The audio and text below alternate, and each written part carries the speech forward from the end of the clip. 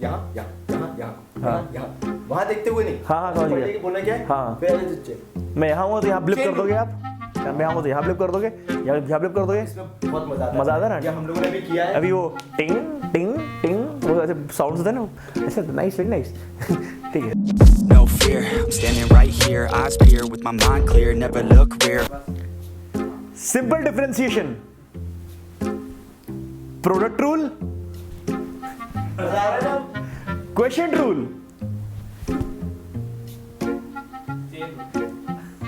Only up, never down, around till I'm found. Hear the sound, listen to me now, as the beat pounds. Every ounce of my effort pouring out, so you never have a doubt. नमस्कार दोस्तों, मैं हूं राहुल धाकड़ और लेकर आ गया हूं फिर से डिफरेंशिएशन। अगर तुम लोगों ने मेरे पिछले 2 वीडियो देखे हैं जिसमें मैंने की कंटिन्यूटी और डिफरेंशिएबिलिटी समझाया है, तो अब आ जाते हैं हम लोग डिफरेंशिएशन पर।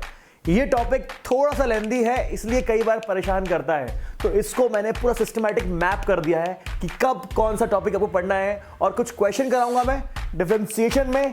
3 वीडियोस में डिवाइड कर दिया मैंने पूरा part.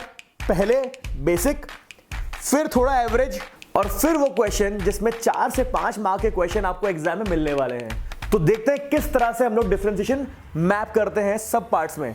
Simple differentiation, product rule, question rule, chain rule, implicit functions, inverse trigno functions, exponential and logarithms, parametric functions, second order functions.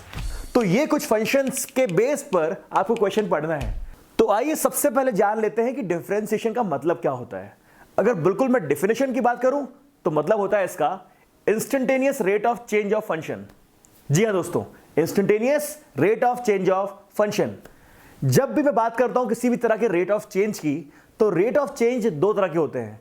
एक होता है एवरेज रेट ऑफ चेंज, एक होता है instantaneous rate of change. Average का मतलब होता है किसी भी 2 टाइम इंटरवल पर, या बोल दिया जाए कि अगर एक गाड़ी चल रही है, वो 5 बजे से 6 बजे के बीच में ड्राइव करती है। 5 से 6 के बीच में कई बार उसकी स्पीड कम होगी, कई बार स्पीड बढ़ेगी। तो ओवरऑल टाइम और ओवरऑल स्पीड का मैं कैलकुलेशन करूंगा तो एवरेज टाइम आएगा और एवरेज स्पीड आएगी। ओवरऑल टाइम और ओवरऑल स्पीड कैलकुलेट करूंगा तो मेरे पास आएगी एवरेज स्पीड। लेकिन अगर गाड़ी चल रही है और 5 से 6 के बीच में किसी पर्टिकुलर टाइम, किसी पर्टिकुलर इंस्टेंट की बात करूं, मान लेता हूं कि 5:35 पर उसकी स्पीड क्या हुई, तो कोई पर्टिकुलर इंस्टेंट की बात कर रहा हूं। अगर उस पर्टिकुलर इंस्टेंट की बात करूंगा तो वो इंस्टेंट पर रेट ऑफ चेंज जो होगा उसको कहूंगा मैं डिफरेंशिएशन। तो डिफरेंशिएशन डेफिनेशन में दोबारा बोल रहा हूं, it is instantaneous rate of change of function. जी हां दोस्तों, अब इसी चीज को मैं ग्राफ के फॉर्म में समझाऊंगा। तो अब देख लेते हैं कि रेट ऑफ चेंज को मैं किस रेशियो में डिफाइन करता हूं। Rate of change, change in one quantity divide by change in second quantity. इसका मतलब कुछ ऐसा है कि यहां पर 2 क्वांटिटी का जिक्र करेंगे। अब दूसरी क्वांटिटी पहली क्वांटिटी के कारण चेंज होगी। जैसे कि अगर मैं इस चीज ग्राफ के फॉर्म में रिप्रेजेंट करूं, तो ये y एक्सिस, ये x एक्सिस, ये आपके पास एक कर्व है। आप अगर इस पॉइंट पे देखें तो इसकी x की वैल्यू है और इसी की एक y की वैल्यू है। शायद इसको मैं x1 y1 बोल सकता हूं। वैसे ही शायद इसकी एक x2 की वैल्यू है, उस पर्टिकुलर x2 की वैल्यू पर इसकी वैल्यू y2 है। तो इसका मतलब यह है, ये कर्व बहुत सारी वैल्यू पजेस करेगा। अलग अलग x की वैल्यू पर अलग अलग y की वैल्यू रहेगी, या फिर ये बोल सकते हैं अलग अलग y की वैल्यू पर अलग अलग x की वैल्यू रहेगी। जी हां, इसको बोलते हैं change of y with respect to change of x। मेरी बात समझ रहे हैं आप लोग? जिस तरह से हम लोग y को चेंज करते जाएंगे x के रिस्पेक्ट में, उसी चीज को कहा जाता है रेट ऑफ चेंज, या फिर इसको बोल सकते हैं मैं डिफरेंशिएशन। अगर मैं इसको स्पेसिफाई कर दूं एक एग्जांपल से, यहां पर अगर मैंने एक छोटा सा पॉइंट लिया और अगर इस पॉइंट को मैंने जूम कर दिया, तो आपको समझ में आएगा कि कुछ ऐसा कर्व बन रहा है। ये मैं इस सर्कल वाले पॉइंट को जूम कर रहा हूं, तो ये कुछ एक ऐसा कर्व है। लेकिन मुझे ये पता है कि ये ऑलमोस्ट स्ट्रेट लाइन है, तो इसको मैं स्ट्रेट लाइन दिखाने के लिए x और y से परपेंडिकुलर लाइन बना रहा हूं। इससे क्या हुआ, ये मेरे पास एक राइट एंगल ट्रायंगल दे रहा है। अब राइट एंगल ट्रायंगल में क्योंकि ये स्पेस बहुत छोटा था, बहुत माइन्यूट सा एक पॉइंट था, उस माइन्यूट पॉइंट को मैंने जूम किया है। इसलिए मैं ये बोल सकता हूं कि बहुत छोटा सा वैल्यू है x का, वही ये छोटा सा वैल्यू है y का, क्योंकि मैं इसको जूम करके यहां पे ड्रॉ कर रहा हूं। कर्व था ये, लेकिन कर्व भी बहुत जूम करके मैंने किया था, इसलिए मैंने कर्व को बहुत माइन्यूट कर्व मान के एक स्ट्रेट लाइन बना लिया, उसी के रिस्पेक्ट में एक x एक्सिस, उसी के रिस्पेक्ट में y एक्सिस, और ये मेरा 90 डिग्री बन गया। तो क्या मैं इस छोटे से x को dx बोल सकता हूं, और क्या मैं इस छोटे से y को dy बोल सकता हूं? जी हां दोस्तों, तो ये जो आपका कर्व आया है और जिसको मैंने राइट एंगल ट्रायंगल के फॉर्म में लिख लिया है, इसको मैं डिनोट करूंगा dy by dx, change of y with respect to change in x। क्या मेरी बात समझ रहे हैं आप लोग? किस तरह से y की वैल्यू में चेंजेस आते हैं अगर आप x की वैल्यू में थोड़ा थोड़ा चेंज कर दें। थोड़े से y के चेंज को dy से, थोड़े से x के चेंज को dx से, इस तरह से रिप्रेजेंटेशन हम देते हैं। तो डिस्कस कर लेते हैं कुछ बेसिक फॉर्मूलाज जिसको हम लोग थ्रू आउट द चैप्टर याद करेंगे। देखिए, फॉर्मूलेज बहुत सारे हैं, लेकिन मैं सारे फॉर्मूले एक साथ डिस्कस नहीं कर रहा हूं। मैं कुछ पॉइंट टू पॉइंट फॉर्मूले डिस्कस करूंगा, फिर उसके सवाल करूंगा, फिर कुछ फॉर्मूले डिस्कस करूंगा, फिर सवाल करूंगा। तो आप लोगों को मेरे तीनों वीडियो देखने पड़ेंगे। पहला वीडियो दोबारा याद दिला रहा हूं, बेसिक रहेगा, दूसरा थोड़ा अच्छा रहेगा, और तीसरा वो क्वेश्चन रहेंगे जो आपके हाईएस्ट मार्क्स में एग्जाम में आएंगे। देख लेते हैं। Differentiation d by d x of x to the power n. ठीक है, अब आपके पास x की पावर n आई, x की पावर 2, 3, 4 कुछ भी सकती है। तो ऐसे में डिफरेंशिएशन का आंसर रहेगा n जंप मार के आगे आएगा और x के ऊपर एक पावर कम होकर आएगा, मतलब x के ऊपर n-1। मतलब शायद ऐसी कुछ बात कर रहा हूं मैं कि D by d x of x की पावर 5, मतलब 5x की पावर 5-1 दैट इज 4। अगर मैं यही बात कर लूं x की पावर 18 की, एक एग्जांपल और लेते हैं, x की पावर 18, अगर इसका आपको डिफरेंशिएशन करना है तो आपका आंसर आएगा 18x की पावर 17। तो इस तरह से आप डिफरेंशिएशन में कुछ x की नॉर्मल पावर्स को सॉल्व कर सकते हैं। सपोज आपके पास कोई पावर ही नहीं है और आपके पास एक कांस्टेंट टर्म है 5, तो d बाई डी एक्स 5 का क्या होगा? तो इसका मतलब कुछ ऐसा है कि 5 के बाजू में अगर मैं लिख दूं 1, तो 1 को मैं x की पावर 0 से भी रिप्रेजेंट कर सकता हूं और 5 निकलकर बाहर आ जाएगा, क्योंकि d बाई डी एक्स का मतलब होता है differentiation with respect to x।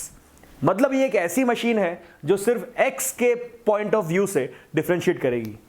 तो क्योंकि ये 5 मेरा x नहीं है तो ये बाहर निकल के आ गया, लेकिन क्योंकि यहां 1 था, 1 को मैं x की पावर 0 बोल सकता हूं, तो यहां पे ऐसा आ गया।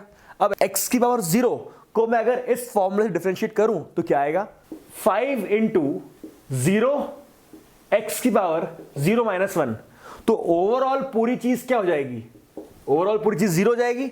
इसका मतलब differentiation of any constant is 0।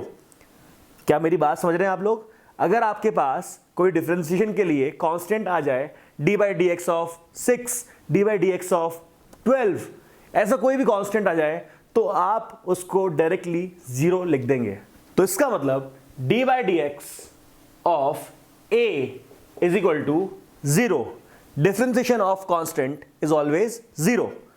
Constant के बाद और x की पावर n के बाद अब देख लेते हैं हम लोग डिफरेंशिएशन ऑफ ट्रिग्नोमेट्रिक फंक्शन। जैसे कि पहला मेरा फंक्शन है sin x, differentiation of sin x होता है cos x, differentiation of cos x होता है sin x। लेकिन ये बात याद रखना आप लोग, जब जब ये c आता है, जैसे कि cos, cot, cosec, हर बार सेम फॉर्मेट है। जब जब ये c आता है तो c होता है, जानते हैं आप लोग, ये हर बार नेगेटिविटी लेके आता है। आपकी क्लास में बहुत सारे c होंगे, वो हर बार नेगेटिविटी लेके आते हैं। यहां पर भी यही है, जब जब ये c आते हैं तो वो नेगेटिविटी लेके आते हैं। तो डिफरेंशिएशन ऑफ sin x तो होता है cos x, पर डिफरेंशिएशन ऑफ cos x होता है sin x, पर क्योंकि ये c है तो ये नेगेटिविटी लेके आएगा। वैसे ही differentiation of 10x sec square x, differentiation of cot x cosec square x, पर क्योंकि ये c है तो ये नेगेटिविटी लेके आएगा। Differentiation of sec x 10x, differentiation of cosec x cosec x cot x, पर वही वाली कहानी c वाली, तो ये माइनस लेके आएगा cosec x into cot x। तो ये याद रखिएगा, फॉर्मूले याद करने बहुत आसान है। I think they are following a same pattern. क्यों? क्योंकि यहां पे देखिए साइन और कॉस एक जैसे पैटर्न फॉलो कर रहे हैं, tan और cot एक जैसे पैटर्न फॉलो कर रहे हैं, sec square cosec square, sec और cosec एक वाले cosec sec। आपने मेरे ट्रिग्नोमेट्री के वीडियो देखे होंगे, उसी चीज से मैं इसको रिलेट कर रहा हूं याद करने के लिए। एक वाले जो वीडियोस हैं उसमें आपने देखा होगा कि इस तरह से ये सिमिलर पैटर्न फॉलो कर रहे हैं। और बाकी सी वाली कहानी तो आप जानते ही हैं, माइनस साइन नेगेटिविटी। अब इन 3 वीडियोस में मैं क्वेश्चन किस तरह सॉल्व करना है, किस तरह अप्रोच करना है, वो आप समझाऊंगा। पहला क्वेश्चन बहुत basic, y is equal to sine x cube. Sine का तो आपको डिफरेंशिएशन पता है, पर जब साइन एक्स क्यूब आ जाए तो किस तरह अप्रोच करना है देखिएगा। सबसे पहली बात तो ये, परेशानी वाली कोई बात ही नहीं है, ठीक है। जिसका आपको डिफरेंशिएशन आता है उसको एक अलग से एक वेरिएबल मान लो, जिसका नहीं आता है उसको सेपरेट कर दो। जैसे कि साइन एक्स का तो मुझे पता है क्या होता है डिफरेंशिएशन, लेकिन साइन एक्स क्यूब का नहीं पता, तो मैं साइन एक्स को एक अलग वेरिएबल से डिनोट करूंगा, एक्स क्यूब को अलग वेरिएबल से डिनोट करूंगा और एट द एंड उसको मिलाऊंगा। क्वेश्चन मेरा ये है, differentiate y with respect to x। y की वैल्यू दी हुई है, इसको विद रिस्पेक्ट टू x मुझे डिफरेंशिएट करना है। तो मैंने क्या किया, dy बाई dx निकालने के लिए, dy बाई dx मुझे निकालना है, तो उसके लिए मैंने अब इसको आसान करने के लिए मैंने एक्स क्यूब को एक अलग वेरिएबल दे दिया, जैसे कि x cube is equal to t. इससे क्या फायदा हुआ मुझे, मैंने जानबूझकर एक्स क्यूब को टी मान लिया। अब इससे मुझे क्या फायदा हुआ कि जब मैंने y is equal to sine x cube लिखना चाहा तो एक्स क्यूब की जगह मैंने साइन टी लिख दिया। अब मुझे यह पता है मुझे इसको डिफरेंशिएट करना है, मुझे यह पता है कि इसको अलग डिफरेंशिएट करना है, दोनों को सेपरेटली डिफरेंशिएट करके मुझे कैसे भी करके dy बाई dx लेके आना है। जब मैं t को डिफरेंशिएट करूंगा तो x के रिस्पेक्ट में करूंगा, इसका मतलब dt बाई dx। हाँ, अब dt बाई dx क्या होगा, जो हमने फॉर्मूला पढ़ा था उसके हिसाब से 3x स्क्वायर। वैसे ही जब मैं dy को डिफरेंशिएट करूंगा तो फिर t के फॉर्म में करूंगा, तो dy बाई dt, और साइन t का डिफरेंशिएशन होता है cos t। यस और नो? अब मैं ऐसा क्या करूं कि मेरे पास dy बाई dx की वैल्यू आ जाए। उसके लिए मुझे ये करना पड़ेगा कि ये मेरी इक्वेशन नंबर 1, इसको इक्वेशन नंबर 2 मान लूं। अगर dy बाई dt यहां लिख दूं और इसके नीचे dt बाई dx लिख दूं या dx बाई dt, जिससे कि dt कैंसिल हो जाए और आंसर आए dy बाई dx, तो शायद मुझे dx बाई dt लिखना पड़ेगा, dx बाई dt। अब यहां पर मेरे पास dt बाई dx की वैल्यू थी, उसको मैंने उल्टा करके dx बाई dt कर दिया। इससे मुझे पता है कि जब ये ऊपर जाएगा तो dt कैंसिल हो जाएगा, और इसको मैं दूसरे लैंग्वेज में लिखूं तो कैसा होगा, dy बाई dt है इंटू dt बाई dx है, तो dt बाई dx को ऐसे किस तरह लिख दूं कि dt कैंसिल हो जाए। तो आपको पता है dt अगर नीचे आएगा तो आपको पता है इसी फॉर्म में अगर मैं यहां मल्टीप्लाई कर दूं तो ये कुछ आएगा dt बाई dx, और इसका आंसर क्या आएगा, यहां पर डाल दीजिए dy बाई dt की वैल्यू जो कि है cos t, और यहां पर डाल दीजिए dt बाई dx की वैल्यू जो कि है आपका 3x स्क्वायर। तो यहां पर 3x स्क्वायर मल्टीप्लिकेशन में आपको समझ में आया कि किस तरह से मैंने पूरे के पूरे क्वेश्चन को ब्रेक कर लिया 2 वेरिएबल के फॉर्म में। एक ले लिया y sin t, एक ले लिया मैंने t is equal to x cube, t को dt बाई dx के फॉर्म में डिफरेंशिएट किया, y को t के फॉर्म में डिफरेंशिएट किया, तो dy बाई dt आ गया cos t, dt by dx आ गया 3x स्क्वायर। अब दोनों को मल्टीप्लाई कर दिया कुछ ऐसे जिसमें dt और dt कैंसिल हो जाए, क्योंकि मुझे क्वेश्चन में dy बाई dx निकालना है। तो क्वेश्चन के हिसाब से मैंने ऐसे फॉर्म में अरेंज कर दिया कि dt और dt कैंसिल हो जाए, dy बाई dx की वैल्यू आएगी जो भी आएगी, तो dy बाई dt की value cos t, dt by dx की वैल्यू 3x स्क्वायर। अब आपको सिर्फ और सिर्फ वैल्यू सब्स्टिट्यूट करना है, क्योंकि यहां पे t आपने माना था तो आंसर t के फॉर्म में नहीं होना चाहिए। तो यहां पर आएगा आपका आंसर cos t, t की वैल्यू क्या थी आपके पास x क्यूब, तो ये आंसर आएगा cos x cube into 3x square, और फाइनल आपका आंसर आएगा 3x square cos x cube. तो दोस्तों इस तरह से जब आपके पास एक फंक्शन में दूसरा फंक्शन घुसा हुआ हो तो उसको आप सॉल्व कर सकते हैं। सेकंड क्वेश्चन, यहां पर एक बहुत बड़ा फंक्शन रूट के अंदर है, तो किस तरह करेंगे? रूट से डर नहीं लगता साहब, रूट के अंदर के फंक्शन से डर लगता है। इसका मतलब मैं रूट को तो आराम से डिफरेंशिएट कर लूंगा। अच्छा कैसे कर लूंगा देख लेते हैं एक बार। y इज इक्वल टू अगर रूट एक्स दे दिया हो तो इसको आपको डिफरेंशिएट करना हो, अगर dy बाई डी एक्स निकालना हो तो आप इसको दूसरे फॉर्म में लेंगे, मतलब पावर के फॉर्म में लेंगे।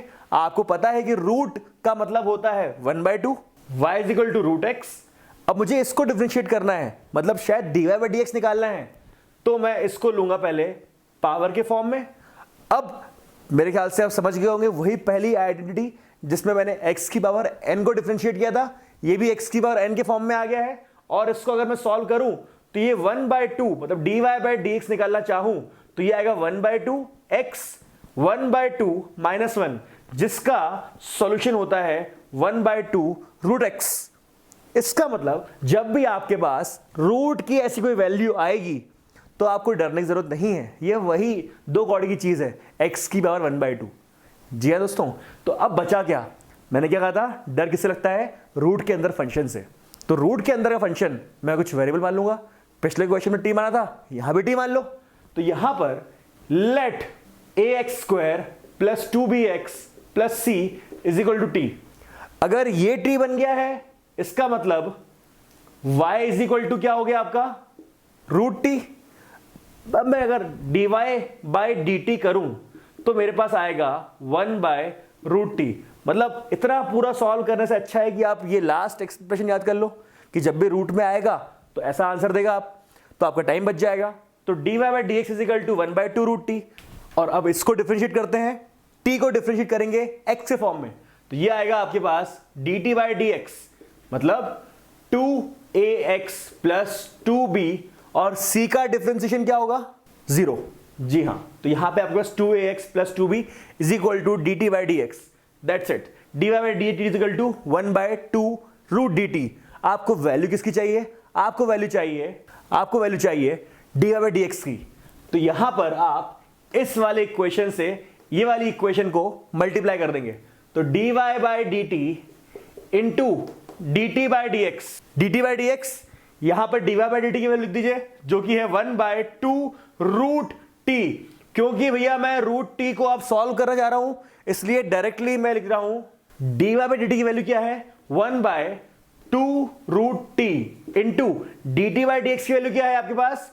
2ax plus 2b। अब फाइनली मुझे t की वैल्यू सब्स्टिट्यूट करनी पड़ेगी t के फॉर्म में। You can not leave answer in form of t, right? You can not leave answer in form of t because t is taken by you. तो 1/2 t की value क्या है आपके पास? ax² plus 2bx plus c into 2ax plus 2b। So this will be your final answer. इस question में y is equal to 10√x। मुझे 10 का डिफरेंशिएशन पता है sec²x, लेकिन जब रूट x के फॉर्म में आंसर आता है तो दिक्कत होती है। तो क्या दिक्कत है? अब रूट x को t मान लो, तो let root x is equal to t, और यहां पर आएगा दूसरा वैल्यू tan t। इसको सेपरेटली डिफरेंशिएट कर देंगे, इसको सेपरेटली कर देंगे, दोनों को मल्टीप्लाई कर देंगे, dt कैंसिल हो जाएगा, अपना आंसर आ जाएगा। देखिए जरा, dy by d t is equal to sec²t। यहां पर t को किसके रिस्पेक्ट करना पड़ेगा? x के रिस्पेक्ट में। तो dt by d x is equal to, अभी याद करवाया था मैंने, 1/2√x। ये सर रो। अब dy बाई डी एक्स निकालने के लिए इसको मल्टीप्लाई करेंगे, dt और dt कैंसिल हो जाएगा। dy by d t into dt by d x is equal to sec² t into 1/2√x। Finally आपको t को रिप्लेस करना पड़ेगा, तो आंसर आएगा 1/2x और यहां 1 की जगह sec² √x। This will be your final answer of dy by d x, क्योंकि dt और dt कैंसिल हो जाएगा। इसी तरह से स्टेप वाइज हम लोग आगे बढ़ रहे हैं। अभी तक हमने बिल्कुल नॉर्मल जो फॉर्मूलाज थे, थोड़े बहुत फंक्शन के अंदर फंक्शन घुसे हुए थे, वो सॉल्व किया है। अब हम लोग आगे बढ़ते हैं। चलिए आइए देख लेते हैं कि जो हमारे 4 बेसिक ऑपरेशन है, प्लस माइनस मल्टीप्लाई डिवाइड, उसमें ये डिफरेंशिएशन कैसे बिहेव करता है। अगर आपके पास u प्लस वी कोई एक कंबाइंड या कंपाउंड एक टर्म बन रही है जहां पर आपको डिफरेंशिएशन करना पड़ रहा है, तो dy dx सारे दरवाजे तोड़कर इस ब्रैकेट के अंदर घुस जाता है। तो ये कुछ ऐसा रहेगा, dy dx of u dy dx of v, मतलब दरवाजे तोड़कर ये u और v को इंडिविजुअली डिफरेंशिएट करता है। dy dx of u dy dx of v। वैसे ही केस में माइनस में भी होता है, जहां पर dy dx u dv dx dv dx कुछ इस तरह से।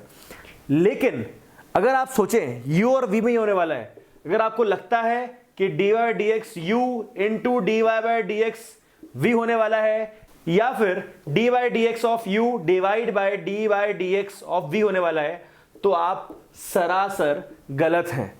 यहां पर थोड़ी प्रॉपर्टी चेंज हो जाती है। जब दो फंक्शन मल्टीप्लिकेशन के फॉर्म में हो या फिर डिवाइड के फॉर्म में हो, तो यहां पर एक रूल लग जाता है।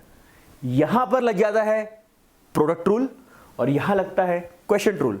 थोड़ा ध्यान से देखिएगा, जब भी आपके पास दो फंक्शन मल्टीप्लिकेशन में हो तो आप एक बार डिफरेंशिएट करते हैं दूसरे फंक्शन को और पहले फंक्शन को छोड़ देते हैं। जी हाँ दोस्तों, दो में से पहले या दूसरे, जब से जिससे स्टार्ट कर रहा है करो, कोई दिक्कत नहीं है, लेकिन एक फंक्शन को छोड़कर डिफरेंशिएट करो दूसरे फंक्शन को, प्लस साइन लगाओ, फिर जिसको आपने पहले छोड़ा था अब उसको डिफरेंशिएट कर दो।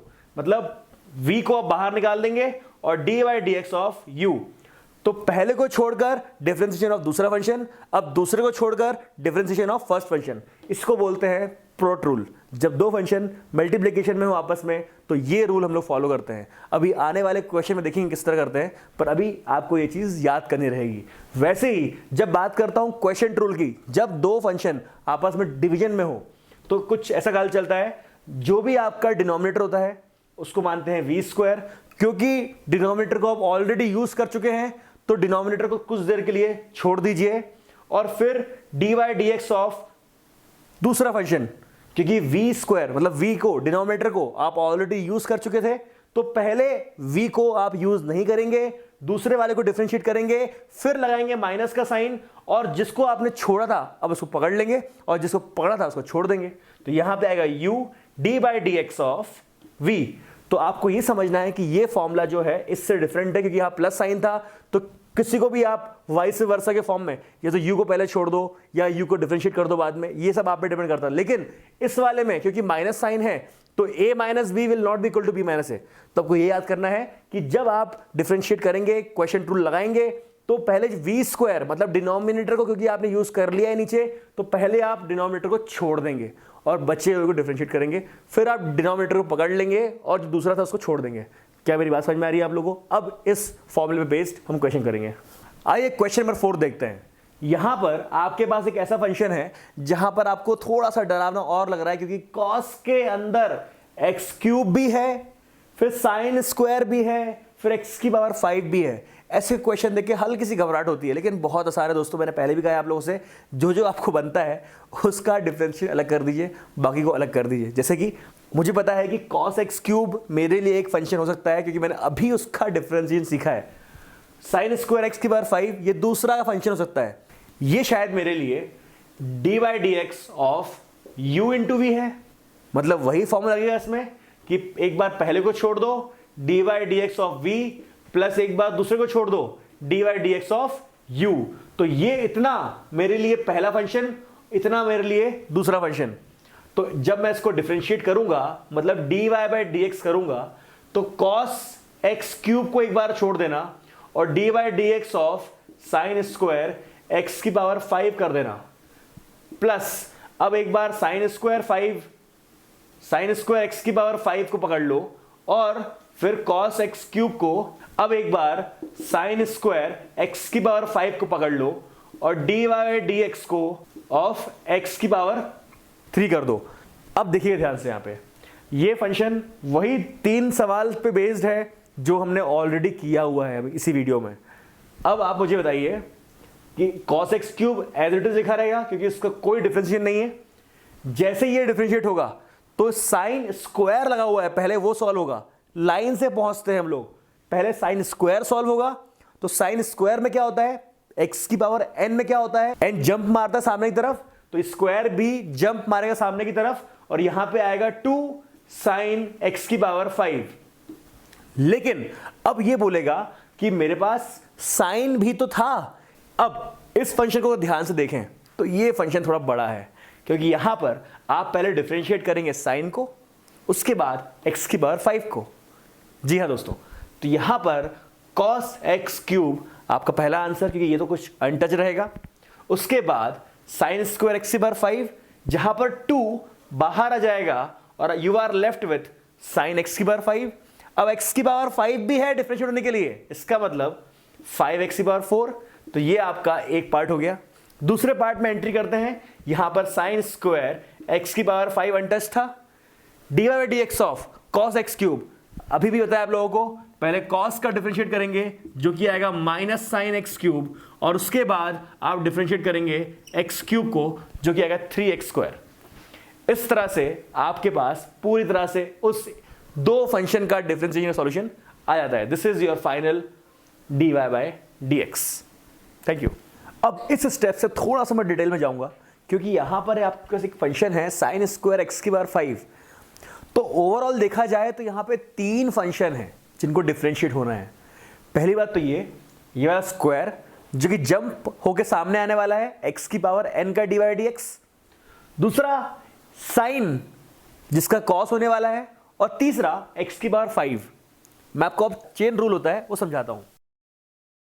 dy by dx of sine square x की पावर 5।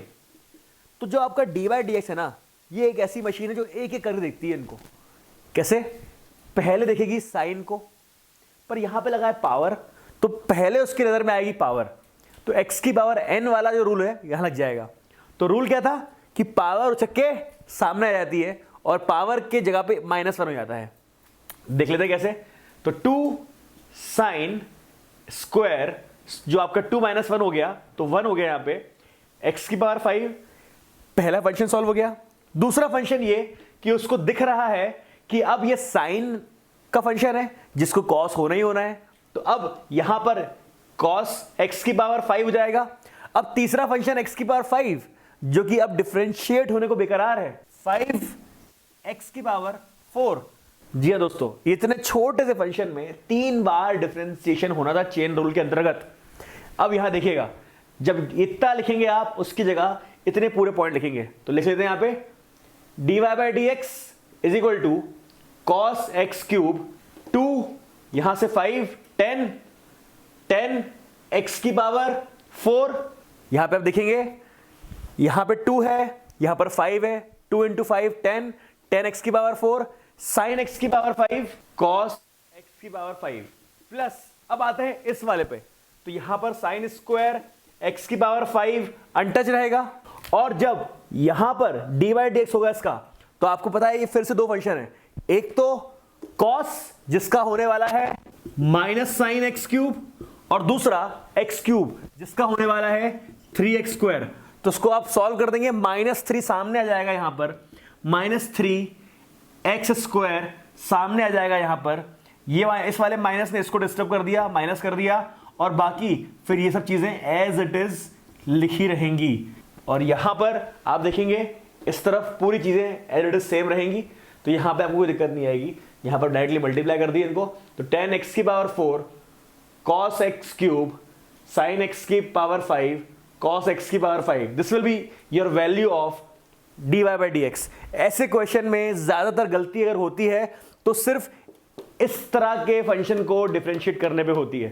तो आपको ध्यान अगर देना है तो एक बार रिवाइंड करके आप जो मैंने इसको स्पेशलाइज इसको मैंने समझाया था वो एक बार ध्यान दीजिएगा।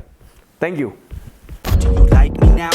Am I good enough now? Should I get more loud to get hear the fucking sound? Oh no, I'm losing my shit again, having to fit again. Man, I'm forgetting when I used to have some friends. I used to play pretend. We all grow up and then hating my phone and trends. I'm about to blow my head. Nobody knows I'm dead. Fear I'm a ghost instead. Think that I'm close. I get straight comatose in bed. Try to go slow with breath. Breathe out my nose.